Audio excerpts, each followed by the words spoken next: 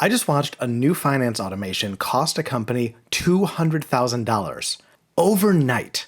And the same thing could happen to you if you don't avoid these 9 finance automation mistakes.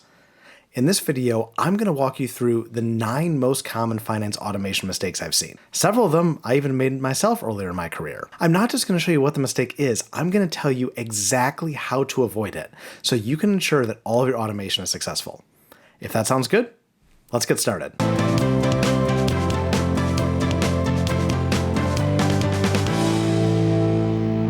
Welcome to the channel. I'm Mike, I'm a senior finance leader, and over the last decade, I've worked in finance everywhere from the Fortune 100 all the way to brand new startups.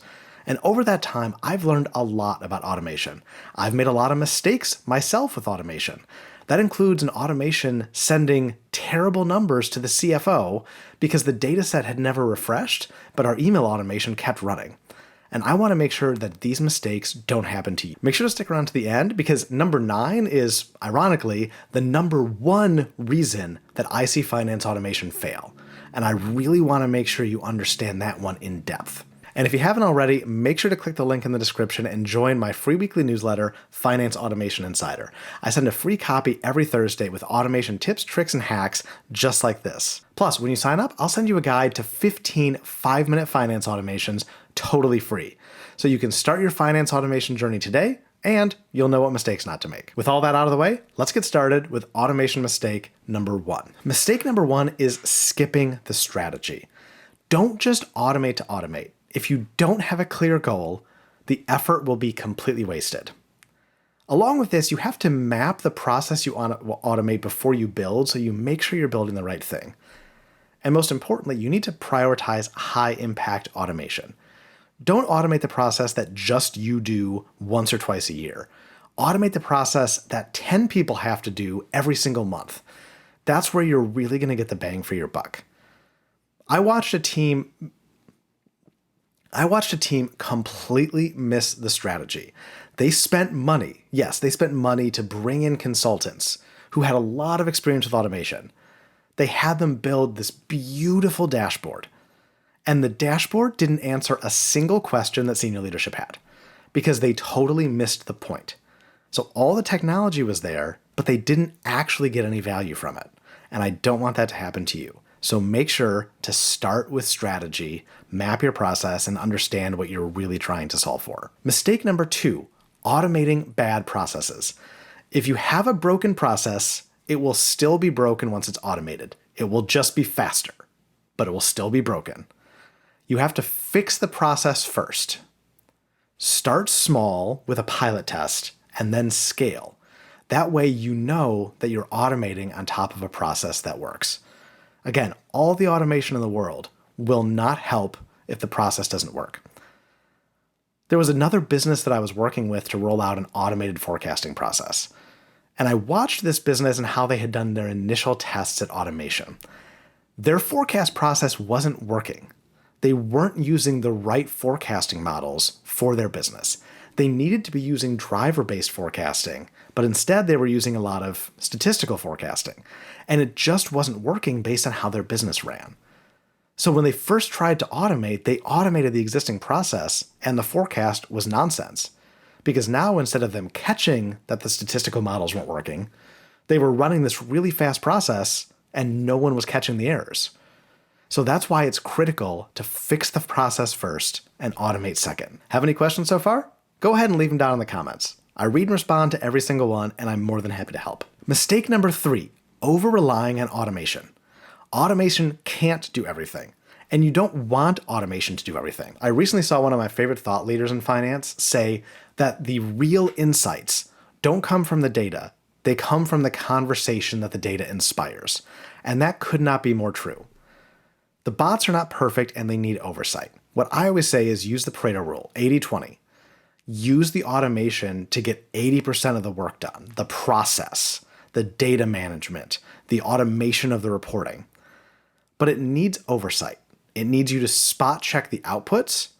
It needs you to track its performance like an employee. And most importantly, it needs you to finish the work. Just like you wouldn't let an intern send a report to the CFO without reviewing it and without providing additional context, don't let the bots automate everything end to end, because you want to make sure that you're there to add the context, you're there to make sure that the quality is high, and you're there to have the conversations with people to help really understand what the data is saying, because that's not something that automation can replace. Mistake number 4, poor data quality. It's cliche, but it's cliche because it's true, that garbage in is garbage out. If you have bad data, you'll have bad automation. Now, the good news is you can use automation on your data, but you need to audit and make sure your data is clean before you feed it into another process. And again, you can do that auditing and do that cleaning with automation. But you've got to monitor your data quality over time. You cannot feed bad data into an automated process. Otherwise, you'll just have a bad automated process. Mistake number 5, ignoring IT and governance. Now, this doesn't mean you need to wait around for IT to build it for you, because I give you a lot of tools on this channel where you can do your own automations. But you can't just go rogue. IT has to be there, especially when it comes to security and compliance. So you have to involve them early to make sure you're not breaking any rules or putting your company's data at risk. You have to align your automation tools with system updates. I can't tell you how many times that my team has built an automation. Then someone goes into a system and changes a name, could even just add a dash or a period, and the automation breaks. To avoid that, you have to define ownership and controls. What does IT own? What is their scope? What do you own? What is your scope? Typically, what this can look like is that IT will own the data set and making sure that the data coming from the financial systems is accurate and complete. And you'll own the product sitting on top of that. So the dashboards, the analysis, the reports, you'll own that in finance. This partnership is absolutely key, even if you feel like it might be slowing you down. IT's there for a reason. Again, don't wait on them to get started, but wait on them to make sure that your products are compliant and make sure that any changes happening on the back end won't break your automations. If you're enjoying this video, make sure to subscribe to the channel. I post a new video every single Monday, and I don't want you to miss a thing. Mistake number 6, inadequate testing. I can't tell you how many times I've seen people not test their automations before rolling them out. And not just testing them in a perfect situation, not just testing them on a small data set, not just testing them on 1 or 2 super users, really testing it with people who don't know how to use it on raw data. If there's no test, automation becomes high risk. The unit test and an end-to-end test with real data are absolutely critical. And most importantly, always have a rollback plan. Don't decommission another report or a forecast model or whatever you're automating until you know that the automated solution works. This has killed more systems than I've seen. I've even seen this with entire financial system rollouts. An old financial system is deprecated before the new one is fully stood up, and you have the finance teams patching things together. It happens all the time, and I don't want it to happen to you. So make sure to thoroughly test all of your products. Number 7, no post-launch monitoring. Automation is not just set it and forget it. The number of times I see teams claim all of the savings from the reports they are producing, but not set aside any time to maintain the automation, it's crazy. Automation needs maintenance, and somebody has to do that maintenance. Somebody has to check KPIs, look for failures, look for exception logs. It's critical that you assign ownership to check the data, to check the automated process, to check the backend, and to continuously enhance if there's any feedback from the users of the automation. This step is absolutely critical in making sure that your automation works for the long term and not just for the right now. Mistake number 8, overcomplicating workflows. Simple is always better than complex. This is why so many projects from consultants fail, because they feel like being complex will get them the bigger check, and honestly that is probably true. But simple actually works better and actually works over the long term. Start small with the big wins.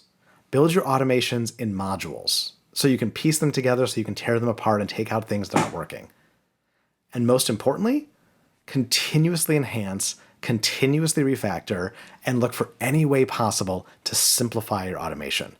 If there's a complex solution and a simple solution, 99% of the time, the simple solution will win out. Last and most important is number 9, forgetting change management. If nobody will use your automation, if nobody trusts your automation, it's useless. You have to train users. You have to get them comfortable with the idea of automation before you ever start working on it. This is where it becomes really important to explain the why. I've rolled out a lot of dashboards in my career, and there's always people who are resistant.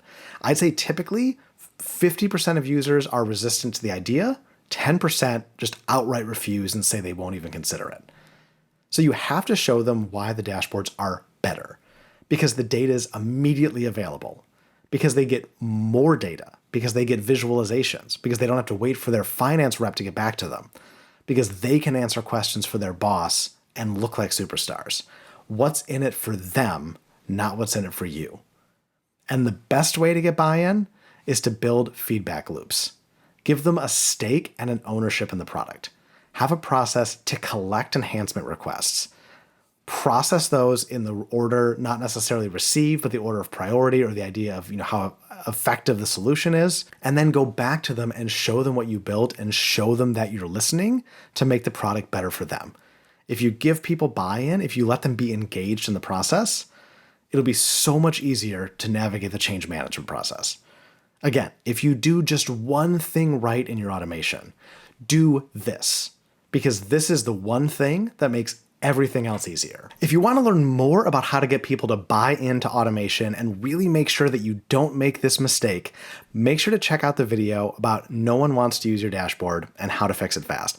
I'm going to post the link right here. This entire video is going to take you step by step how to get buy-in on automation, even the people who just absolutely refuse to automate. I'll catch you over there.